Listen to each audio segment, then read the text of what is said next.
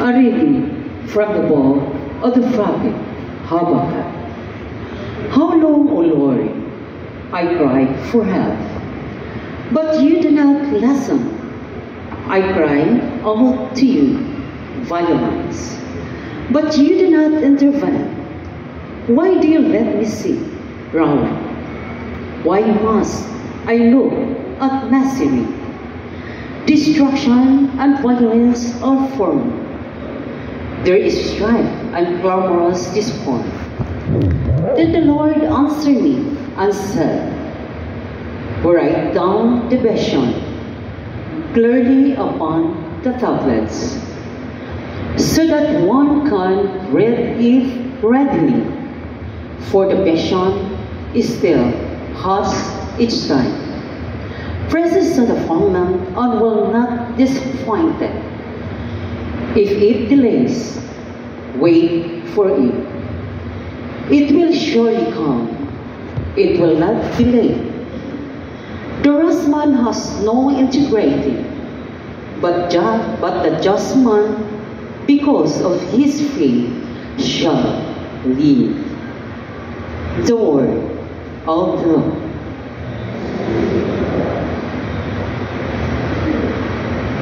If today you hear his voice, harden not your hearts. If today you hear his voice,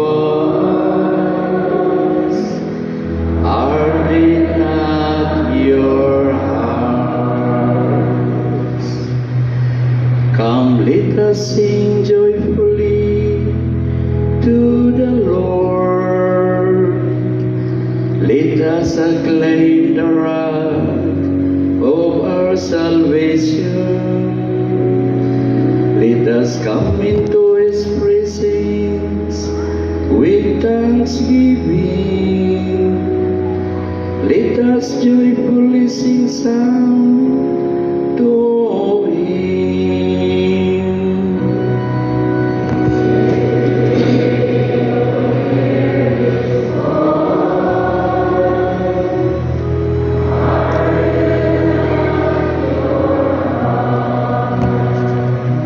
Come, let us bow down in worship.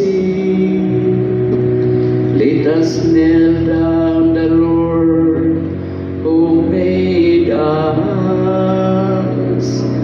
For he is our God, and we are the people of shepherds, the flock he guides.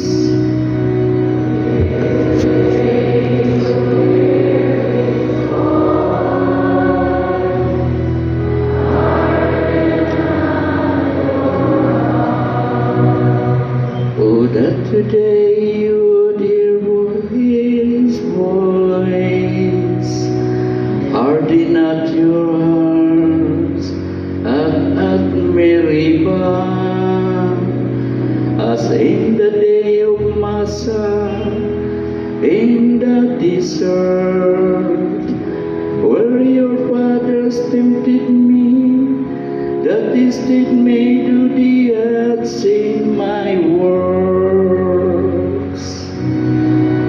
If today you hear his voice, harden not your hearts.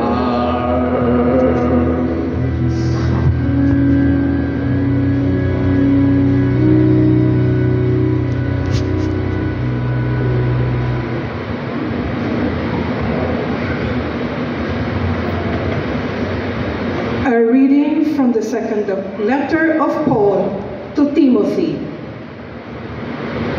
I remind to you to stir into flame the gift of God bestowed when my hands were laid on you. The Spirit God has given us in so cowardly spirit, but rather one that makes us strong, loving, and wise. Therefore, never be ashamed of your testimony to our Lord, nor of me, a prisoner for his sake, but with the strength which comes from God, bear your share of the hardship which the gospel entails. Take as a model of sound teaching what you have heard me say, in faith and love in Christ Jesus. Guard the rich deposit of faith with the help of the Spirit, Holy Spirit, who dwells within us. The word of the Lord.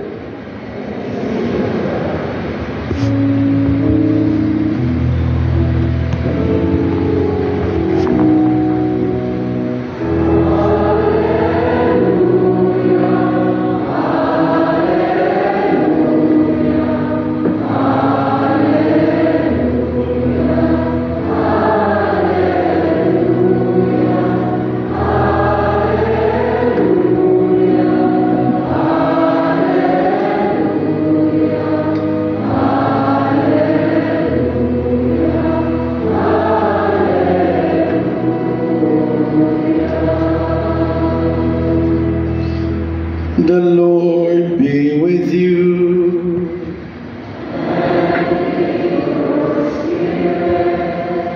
A reading from the Holy Gospel according to Luke.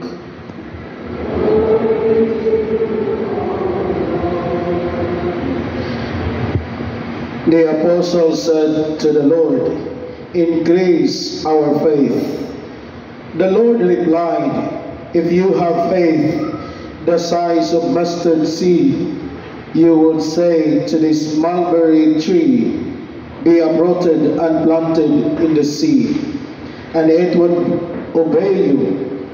Who among you would say to your servant who has just come in from plowing or tending sheep in the field, 'Come here immediately and take your place at table'?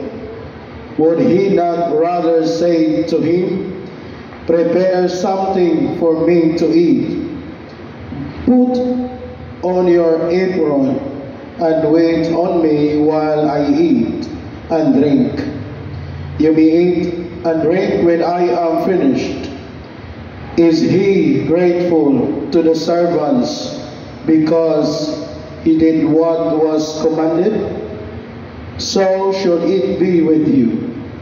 When you have done all you have been commanded, say, 'We are unprofitable servants. We have done what we were obliged to do.'" The Gospel of the Lord.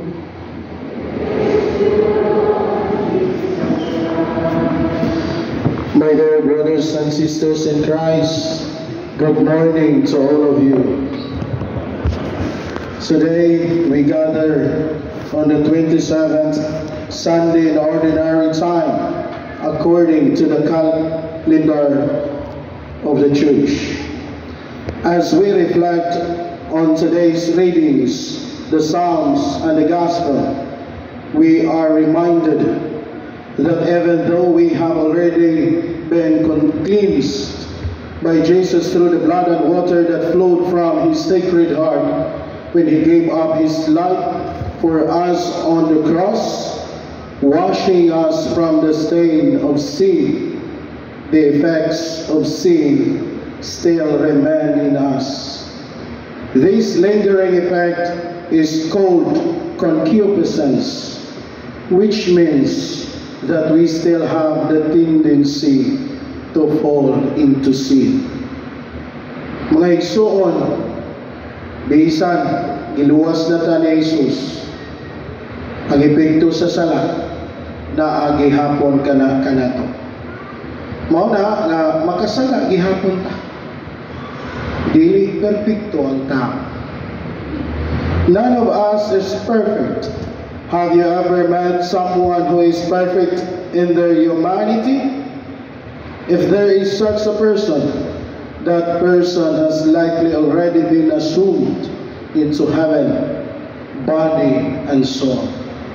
Kita ba mo og tao nga perpekto? Nakakita mo perpekto nga tao? Ha?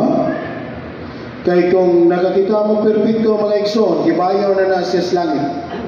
Naglutaw-lutaw na. Kay perpekto man. Muna, nagpabiling gihapon kang nagtindog nining kalibutanaha tungod kay kita dili man perpekto. Ang kalibutan dili perpekto.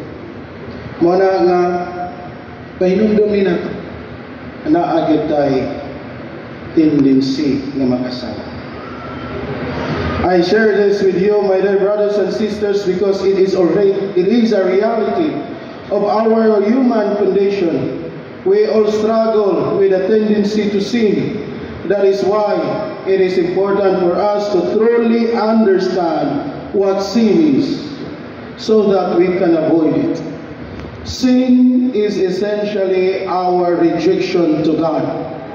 Our rejection to God. Turning our backs on Him.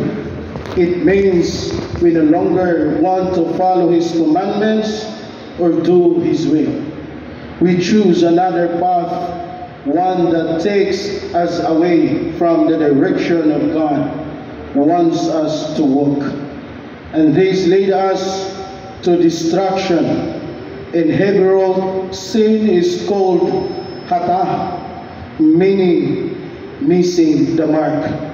Kaniadto mga igsoon, kung atong tanaw na kasaysayan sa ato ang kaluwasan, ang tao ug ang Ginoo suod kaayo. Makadungog ta sa tingog sa Ginoo, ug ang tao makasulti ngadto sa Ginoo. Ingon ana kasuod ang tao ug ang Ginoo. Apan diha nga mitalikod siya, nagkadugay, nagkalayo siya sa Ginoo.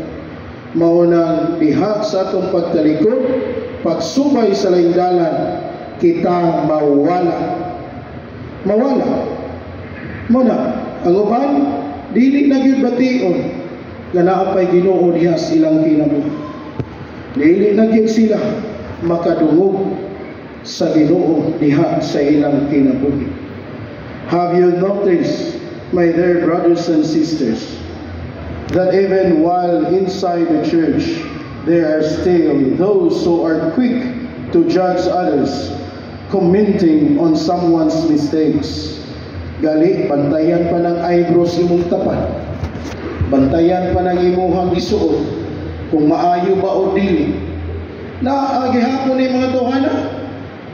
Naagyo ni. Ilagi mo niya ako ang premise ng tao, dili kayo perfecto. Makasala yun ka. And it doesn't stop there. There are people who find it easy to deceive and to steal, easy to be unfaithful in their marriage, easy to abort their own child. For some, sin has become so normal that their conscience no longer reacts. They no longer feel guilt. But conscience, my dear brothers and sisters, is that inner sense or voice that help us discern right from wrong.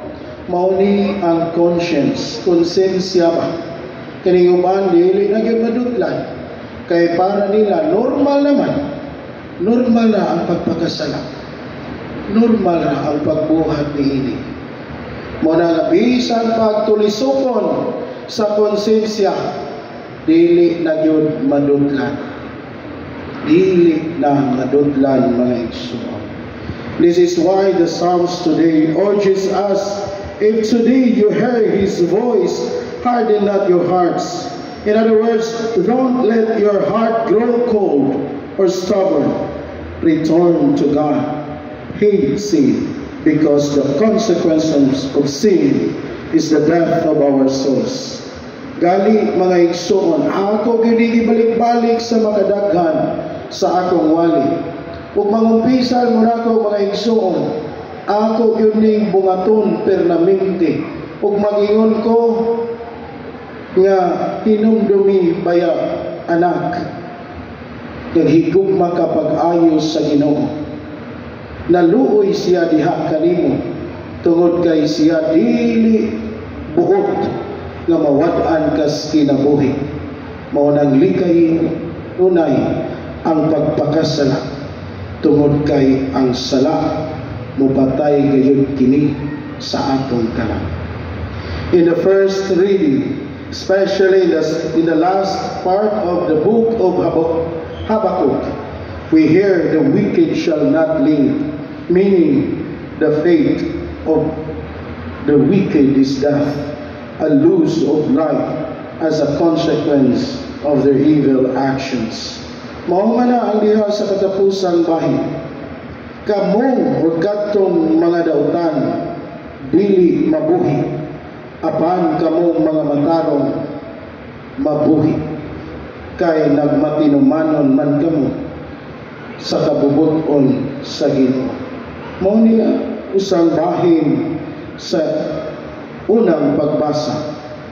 But the righteous shall live, those who remain faithful to God will receive life. This means, brothers and sisters, that even though it is difficult, we must strive for the holiness in our daily lives by living out the gospel. Ako mga igsoon, di man ko perfecto. Na ako'y mga salagdaghap. Kung masulod pa sako, ako adili. Inyo ha, masulod lang sako, ako adili. Daghan kong sala nga nabuhan. Gali diha sa among ordination, wa gyud ni makahimo na kong santos nga paghumas ordination ba pagpatong sa kamot sa obispo pagdihog sa lana nahimo na kong santos ay wala oy. Kay ang pagkasantos mga igsoon kinahanglan ning trabahuan nato karon. Muna naningkamot ko matag adlaw nga mabalaan ko. Kaya at least, kung matubang ko sa Ginoo, na ako'y naon nga ikatubang niya. Kanang dili ko maulaw ba? Kaya nga naman, naningkamot man ko matag adlaw. Kasala man yun ko, pero at least, naningkamot ko. Dali mga igsoon, nagmisa ko o patay, ningon yun ko nila, ako yun ning ampuan ning patay. Kaya nga naman, ako maning katungdanan. Diba sino niya, o di na ko ni mampuan, paningla no niya ako sa Ginoo, kamo naluwas ni ako, wala. Pagkaalaot na ko mga igso. Muna ningkamot ko. Muna ningkamot yun tayo. Ningkamot ka. Isaon man. Mauman niya ang tawag na kong tanan. Universal call. Holiness. Yet it is hard because we all have the tendency to sin. That is why we need to ask God for help. Just like the apostles in today's gospel who asked Jesus to increase their faith, we too must ask the Lord for greater faith so we can endure this journey of transformation and holiness. Kabantay mo sa Ebanghelyo, ningon ning mga apostolis, dungagi ang akong pagtuo, Ginoo. Dungagi. Muna mangayo tagdugang sa atong pagtuo ngadto sa Ginoo mga igsoon.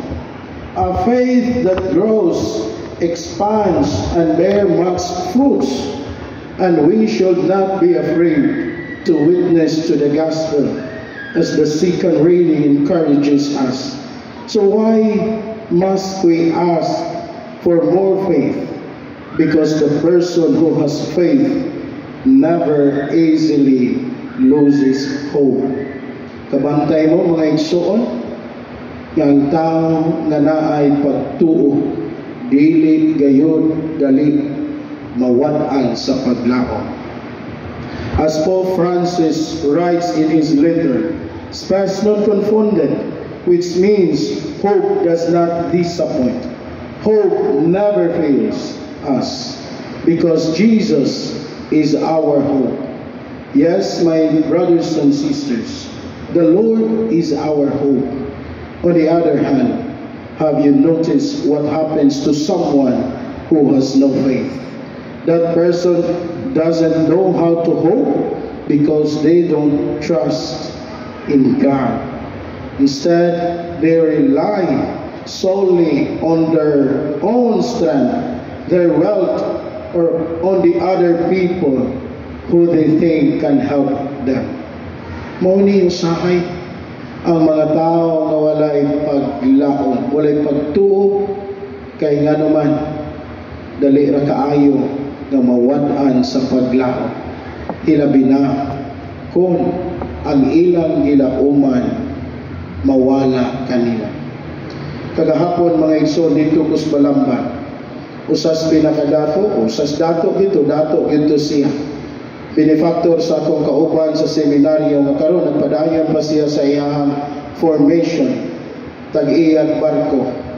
Niya ginbitar ko niya ngadto sa ilang balay. Niya sa mong pagpangaon, ningon siya nako, Padre, iampo in taon ko. Kaya nga naman nga nakaingon siya ni anak mga igsoon. Kaya niingon siya nako, alang ka nako, Padre, bisag unsa pa kadaghan ang akong kwarta, dili gyud ni makaluwas nako. Ang makaluwas nako maura gyud ang Ginoo. Kabantay mo mga igsoon kung malayo na tas Ginoo, ako maning gibalik, layo na ta. Kaya nga naman, isalig ka sa tong kaugalingon, isalig ka sa tong bahandi. Sa panahon nga mawala na ng imong bahandi, mawad-an na ka sa imuhang kusog, mawad-an na ka sa tanang tao nga imong gilauman. Kinsa man ang imong gunitan, kinsa man ang imong lauman, na wala naman kay Ginoo. Munang uban, mayon, wa na'y lami akong kinabuhi pa. Mao na'y pinaka-worst nga akong nadunggan, na mahingon, walay lami ang iyang kinabuhi. Na walay lami ang kinabuhi sa tao, kay nagpalayo man siya sa Ginoo. Munang balik ta ba? Hinahinay tagpaduol sa Ginoo. Kay nga naman, diha kaniya, dili gayon kita niya biyaan. Bisan, usa ka minuto o usa ka segundo. Naa siya kanunay, nag-uban ka nato. Nakigsalo ka nato sa itong mga kasakit. Apan kita lang ang dili makamatikol ni anak. Kay lagi, nakafocus na sa ato ang problema, nakafocus na sa atong kaugalingon. That is the point I want to share with you today. When we turn away from God and continue in sin, we draw ourselves farther from Him. We rely too much on ourselves, on our youth, on our wealth, or the people we think will always be there. But what happens when all of these are taken away? Who will we turn to? Who will we hold on to in times of suffering? That is why many people lose hope. They feel that life has no more meaning. So my dear brothers and sisters, let us not be complacent. Let us ask for great faith. Turn away from sin and come back to God. For it is only in Him that we can stand firm and not be easily shaken. As a conclusion, my dear brothers and sisters, na ako'y nakit-an nga usa ka nindot kaayo nga hulagway nga gidrawing sa usa ka artist. Ang Ginoo nagtuktok sa pultahan, o kining maong pultahan walay doorknob. Sige siya tuktok. O usas mga audience nakakita niini. Ug nangutana, nganong wala man nimo butangi og doorknob? Imuha bang nakalimtan? Muna ang artist mingon, wala nako kalimti nga wala nako butangi og doorknob. Ang akong gituyo nga walay doorknob ang maong pultahan. Kaya nga naman, God knocks and keeps knocking, sometimes softly, sometimes firmly. But that door can only be opened from the inside. Mga igsoon, mo ni ang hagit nako ninyong tanan. Hagit po nako ninyong tanan. Ang Ginoo kanunay nagtutok sa tong kasing-kasing. Apan dili siya makaabli sa maumpultahan kung dili nimo ablihan ang imong kasing-kasing. Aron ang Ginoo makasulod diha sa imong kinabuhi nga maghatag nimo paglao kanunay bisan pa taliwala sa kalisod. Amen. Please stand. Let us profess our faith. I believe in one God, the Father Almighty, maker of heaven and earth, of all things visible and invisible. I believe in one Lord Jesus Christ, the only begotten Son of God, born of the Father before all ages. God from God, light from light, through God from through God, begotten, not made, consubstantial with the Father. Through him all things were made. For us men and for our salvation, he came down from heaven, and by the Holy Spirit was incarnate of the Virgin Mary, and became man. For our sake he was crucified under Pontius Pilate. He suffered death and was buried, and rose again on the third day, in accordance with the Scriptures. He has entered into heaven, and it is seated at the right hand of the Father. He will come again in glory to judge the living and the dead, and his kingdom will have no end. I believe in the Holy Spirit, the Lord, the giver of life, who proceeds from the Father and the Son, who with the Father and the Son is adored and glorified, who has spoken through the prophets.